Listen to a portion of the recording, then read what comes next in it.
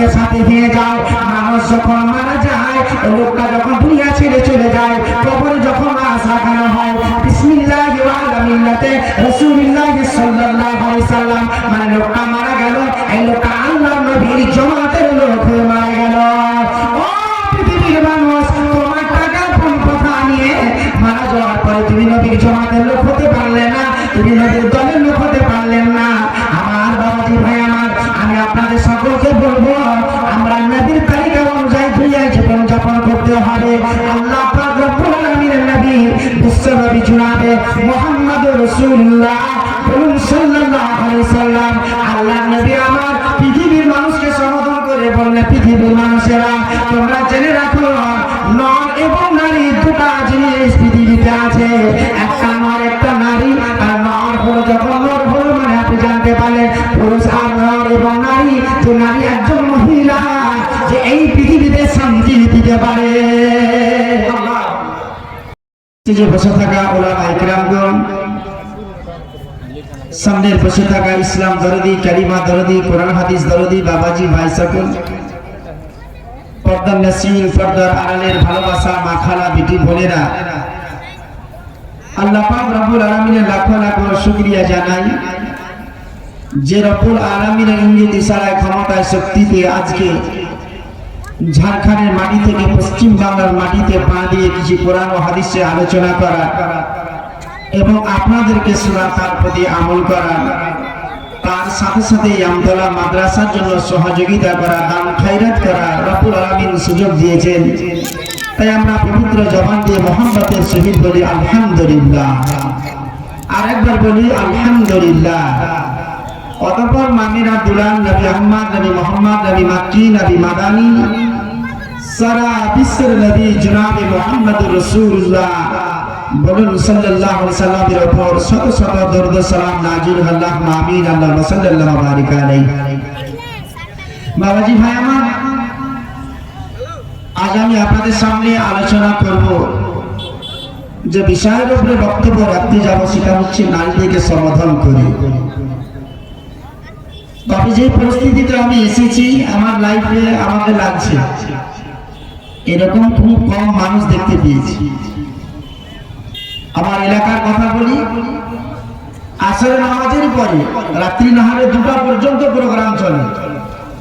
আমার এলাকায় 2টা-1টা পর্যন্ত প্রোগ্রাম চলে, তবে আসরের পর থেকে এরকম সত্তা থাকে যে সব বাবাজি ভাইরা যারা এদিকে ওদিকে যারা আছেন,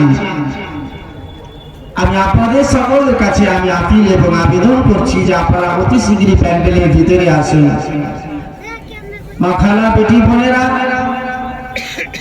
আপনাদের সম্পর্কে বক্তব্য রাখতে যাব কিছুক্ষণের মধ্যেই।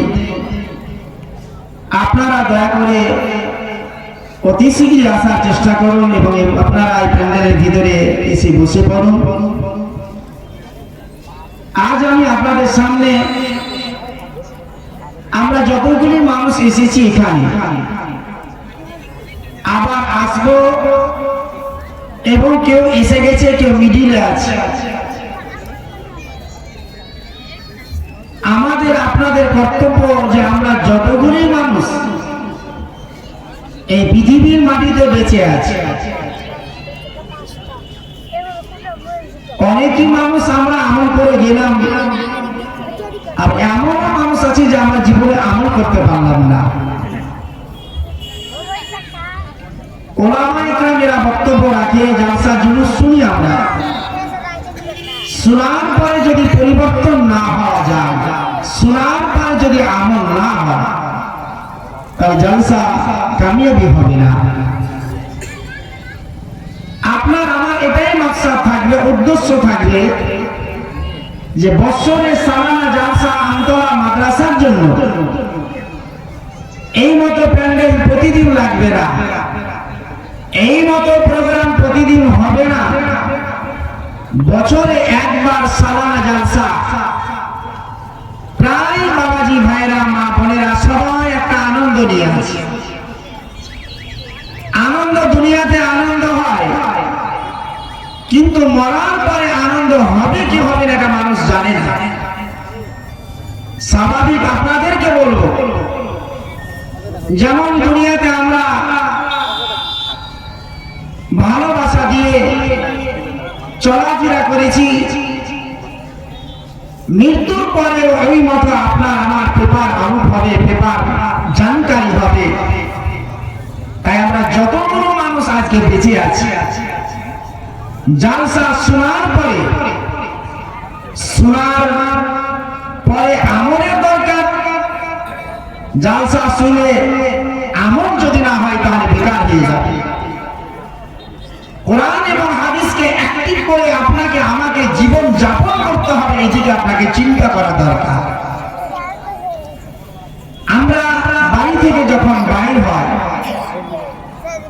অনেক বাবাজি ভাই আমার আছেন যারা বাড়ি থেকে এই নিয়াতটা নিয়ে যারা বাইর হয়েছেন, এটা একটা মাদ্রাসার জালসা আছে, বছরে একবার এই জালসাটা হয়, এটা একটা মাদ্রাসার জালসা হয়। এখানে টাকার দরকার আছে, পয়সার দরকার আছে, কিছু মাদ্রাসাকে দিব আর মাদ্রাসার প্রতি সহযোগিতার হাত খানা বাড়াবো। এই নিয়াত একটা হলো আপনার বাড়ি থেকে বাইর হওয়া, এই নিয়াতটা আপনার হবে। আমার বিশ্বনবী জনাবে মুহাম্মদুর রাসূলুল্লাহ বলুন সাল্লাল্লাহু আলাইহি সাল্লাম বলছেন, আল্লাহর নবীজি বললেন মানুষের নিয়াতের উপরে সবকিছু কাজ হয়।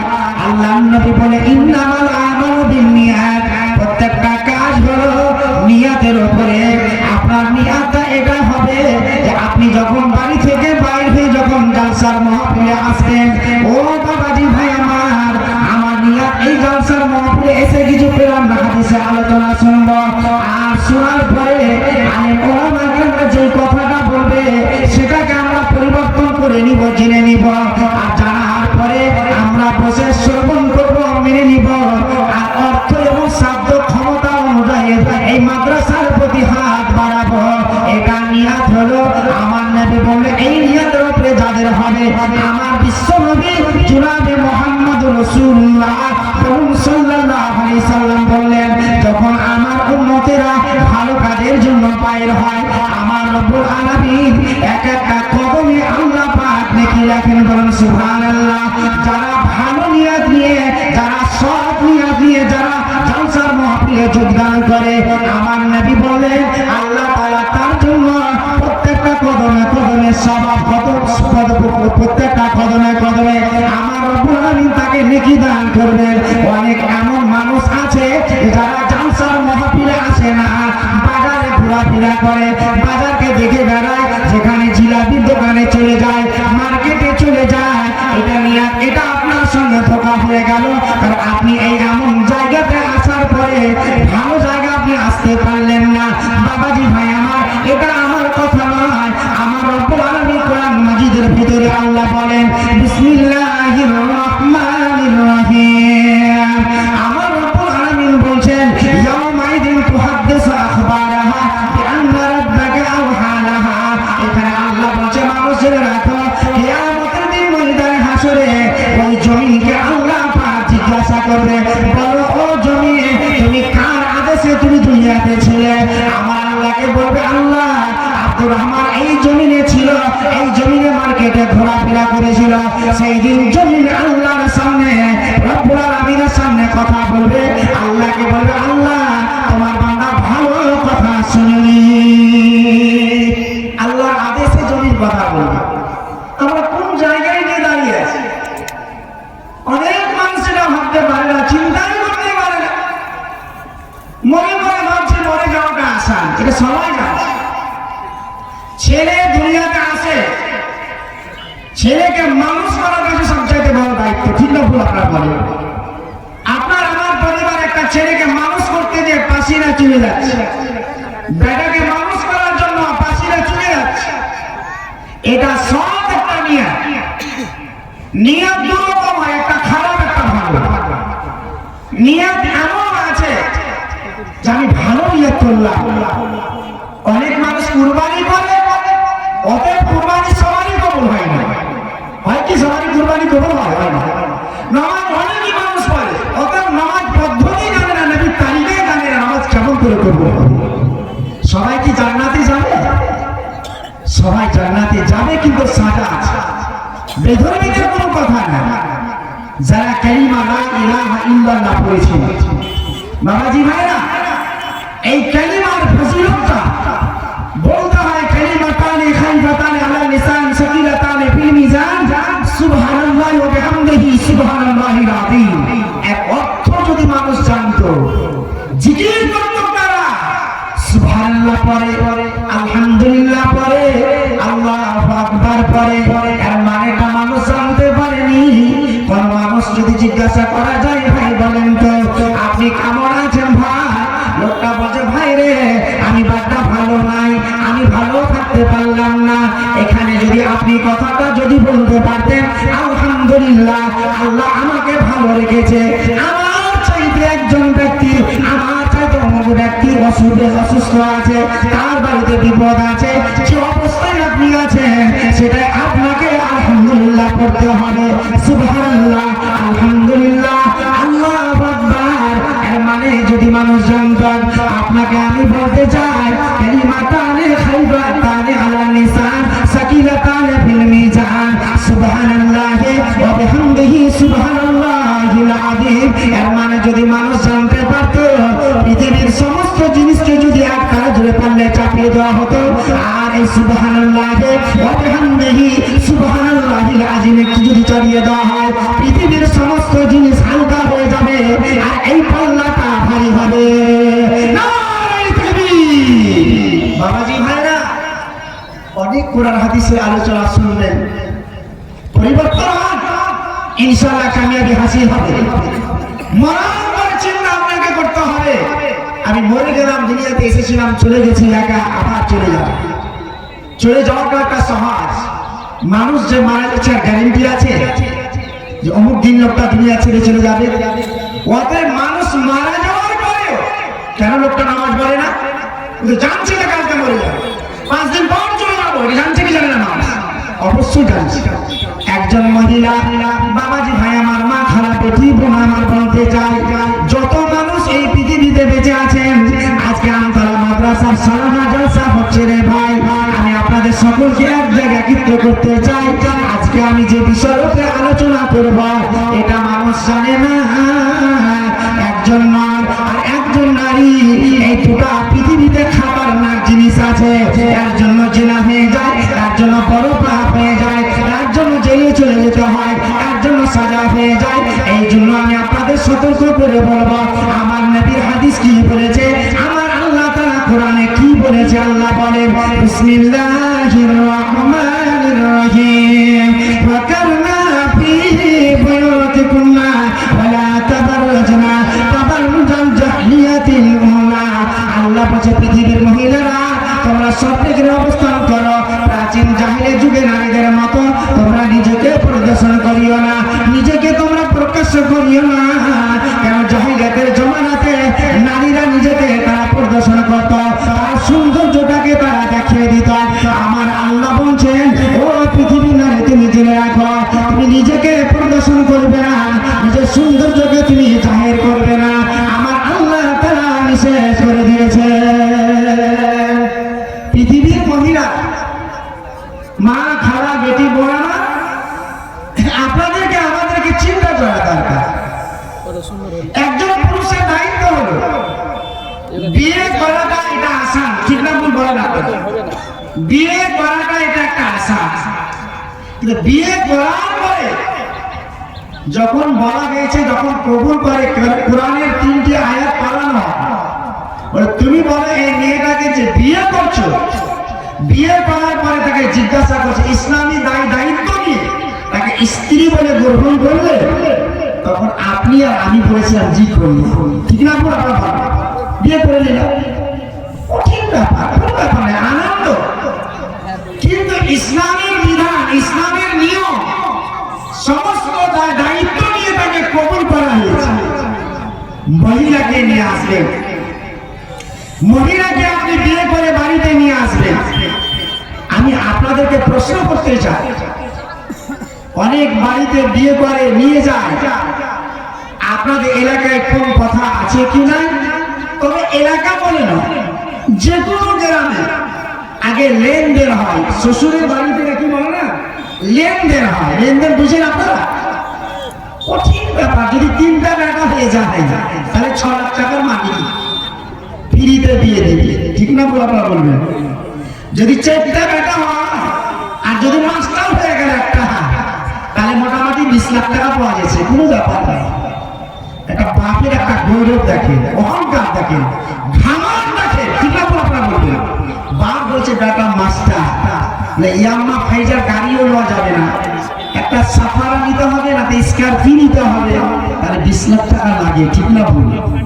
একটা মাস্টার, একটা আমরা মুসলমান, একটা ছেলের বিয়েকে যখন বৌমা করে ঘরে নিয়ে আসা যায়, জাহেলিয়াতের জামানাতে যেমন নারীদের কোনো সম্মান ছিল না, নারীদের কোনো মর্যাদা ছিল না, আমার বিশ্বনবী জনাবে মুহাম্মদুর রাসূলুল্লাহ সাল্লাল্লাহু সম্মান দিয়েছে। আমার বাবাজি ভাইরা, আমি ওইসব গার্জেনকে বলতে চাই, ওইসব বাড়ির প্রধানকে বলতে চাই, মালিককে বলতে চাই, আপনার ছেলেটার যখন বিয়ে দিচ্ছেন, মেয়েটাকে জিজ্ঞাসা করা হলো না 4টার ভিতরে একটা গুণ আছে কিনা। যদি 4টার ভিতরে একটাও গুণ যদি না থাকে, মনে করেন মেয়েটা শিক্ষিত না, ইসলাম সম্পর্কে তার কোনো জ্ঞান না, মেয়েটা স্কুলের পড়া, নামাজ রোজাও জিজ্ঞাসা করলাম না, মেয়ে পছন্দ, মেয়েটাকে নিয়ে চলে আসা হলো। শুধু কেন নিয়ে আসা হলো? লেনদেনটা খুব মোটা হয়েছে।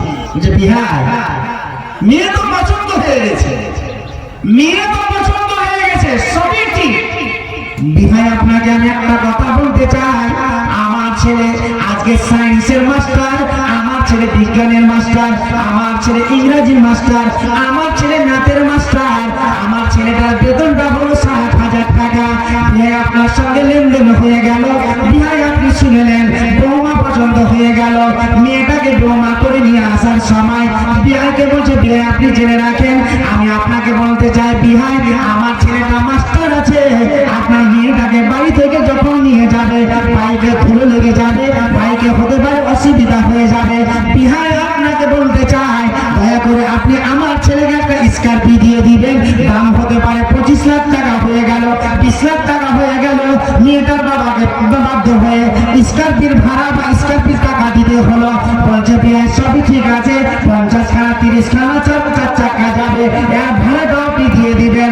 যত টাকা মেয়ের বাবার কাছ থেকে ছিনতাই করে নিয়ে চলে এলো, এর নাম বলছে আমি হলাম নবীর জমাতের লোক, আমি নবীর জমাতের লোক, আমি নবীর উম্মত হয়ে দুনিয়ায় জীবন যাপন করি।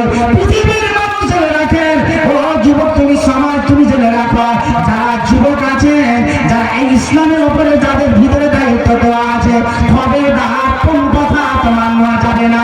আমার বিশ্ব নবী জনাবে মুহাম্মদ রাসূলুল্লাহ বলুন সাল্লাল্লাহু আলাইহি সাল্লাম বললেন, মেয়ে পছন্দ হয়ে গেলে মেয়ের সঙ্গে একটা লেনদেন হয়, মোহরটা দিতে হয়। মোহরটা দেওয়ার সময় আপনাকে আমাকে তৈরি হতে হবে, কত টাকা মোহর দিতে হবে আপনার ক্ষমতা অনুযায়ী, শক্তি অনুযায়ী দিবেন।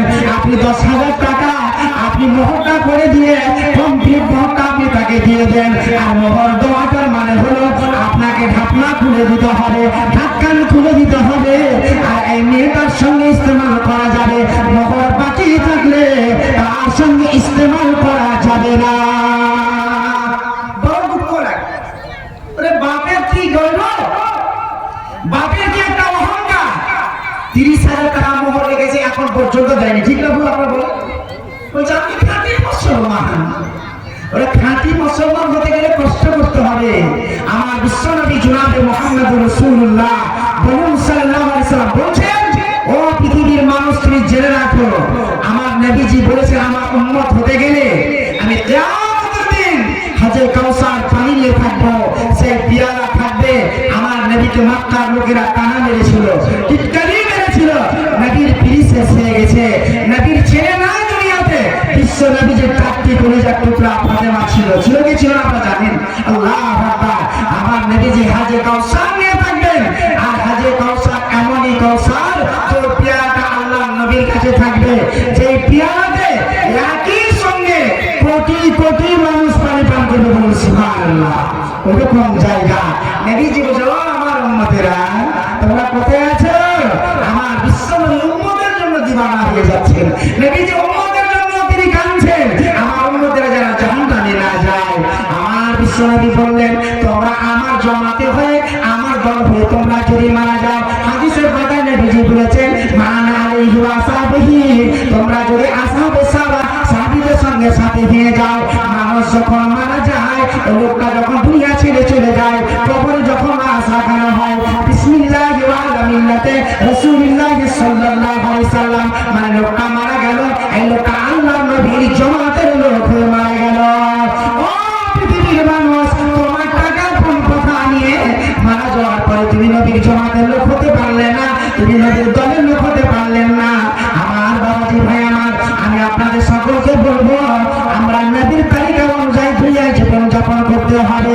আল্লাহ পাক রব্বুল আলামিনের নবী বিশ্ব নবী জনাবে মুহাম্মদুর রাসূলুল্লাহ সাল্লাল্লাহু আলাইহি সাল্লাম আল্লাহ নবী আমার পৃথিবীর মানুষকে সম্বোধন করে বললেন পৃথিবীর মানুষেরা তোমরা জেনে রাখো নর এবং নারী দুটো জিনিস পৃথিবীতে আছে, একটা নর একটা নারী।